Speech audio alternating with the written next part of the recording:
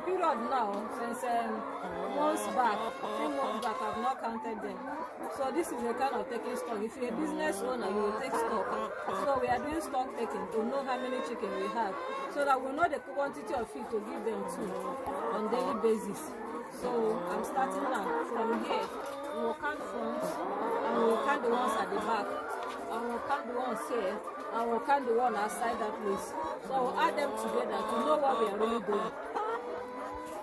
1, 2, 3, 4, 5, 6, 7, 8, 9, 10, 11, 12, 13, 14, 15, 16, 17, 18, 19, 20, 21, 22, 23, 24, 25.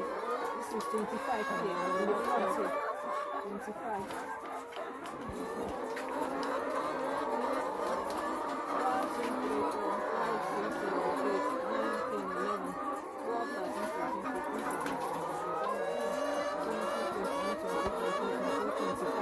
25.